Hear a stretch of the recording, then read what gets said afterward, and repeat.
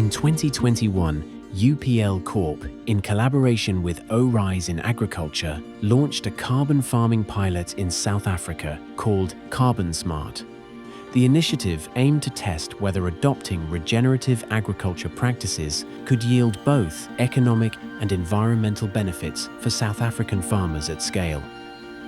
Our Carbon Smart farmers implemented the following practices: reduced tillage, cover cropping and crop rotations, livestock integration and high-density grazing, application of UPL's biological and sustainable products. By 2025, the first group of pilot farmers are set to earn revenue from carbon credits, demonstrating that restoring soil health and reducing emissions can go hand in hand with boosting farmer profitability.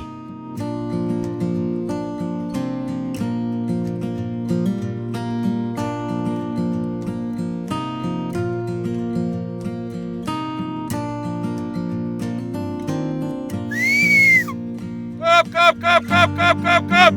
2002 het ek op die plaas ingetrek. Was deel van 'n familieboerdery gewees, ek en my pa en my broer. Ek het eerstens net met geen bewerking begin. Ek het oorbeweeg na dit omrede ek met sanderige grond werk of boer en ons boer met grond, ons boer nie met gewasse nie. Ek het baie erosie gehad, ek het winderosie en watererosie gehad en dit was die rede gewees hoekom ek oorbeweeg het na geen bewerking. Ek het gedink geen bewerking is die antwoord. Geen bewerking is slegs maar een gedeelte van die hele herlewingslandbou struktuur. Maar ons boer hoofsaaklik maar met mielies en sojabone en dan het ons beeste ook en dan 'n klein gedeelte pekanneute wat heeltemal eintlik nie Oos-Vrystaatse gewas is nie, maar omdat ons in die herlewingslandbou is, dink ons 'n bietjie uit die boks uit en ons doen sommer heeltemal iets anders ook. Wat my aangetrek het tot die hele koolstofprogramme is. Ek het niks om te verloor nie.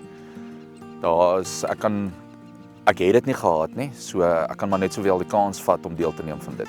Wat bietjie uitdagend was, is ons weet nie in Suid-Afrika hoe dit werk en waar dit vandaan kom en gaan dit realiseer. Daar is baie stigma buite in die veld om te sê ja, dit is ook maar net 'n house of dit is iets wat moontlik kan gebeur, maar dit sal nooit gebeur nie.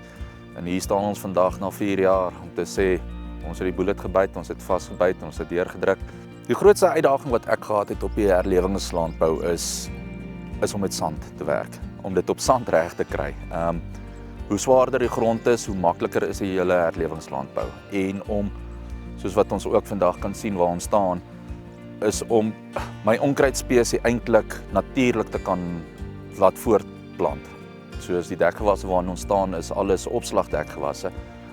En dit was 'n uitdaging gewees om sanderige grond weer lewendig te kry, maar dit vat tyd. Dit vat ongelooflik tyd, dit vat opoffering, dit vat deursettingsvermoë. Die wille lewe of die dierelewe het baie gegroei en uitgebrei. Dit is so ons is maar in die natuur oorgelaat, so ek het al rietbokke opgetel. As ek net kan teruggaan op die voëlspesies, definitief. Daar was vir my die laaste 6 jaar 'n definitiewe verandering gewees.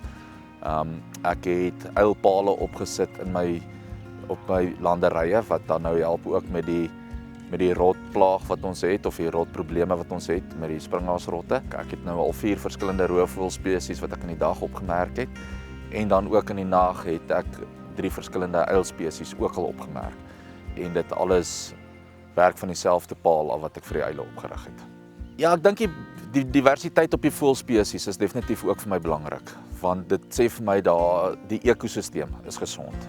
Ja, maar die hele herlewingslandbou is dit regtig uitdagend om mens vra die vraag af, waar begin ek? Hoe gaan ek van 'n volkonvensionele stelsel of oor na herlewingslandbou toe? Ek het die roete gevat van die geenbewerking. Dit is in 'n rigting, dit is 'n stap. Maar as ek moet terugkyk oor die afgelope 15 jaar waarmee ek besig is met hierdie praktyk, wens ek het 15 jaar terug die kennis gehad wat ek vandag het, sal ek heel eerstens begin met 'n dekgewas. Maak nie saak, dekgewasse is nie net vir herlewingslandbouers nie. Dekgewasse kan gebruik word vir konvensionele boerderye ook. Dit gaan daaroor, jy wil die grond beskerm, jy wil soveel as moontlik stikstof en koolstof uit die atmosfeer uit weer terugploeg in die grond in, want dit is waar die hele koolstof emulsie vandaan kom. So die uitdaging is om herlewingslandbou toe te pas, die toerusting wat jy moet aanskaf. En dit is nie so duur nie, jy hoef nie al jou toerusting te vervang nie. Jy kan met jou bestaande toerusting kan jy begin om minder grondversteuring te doen, meer grondbedekking, wisselbou toe te pas, jou vee-integrasie wat jy kan inbring.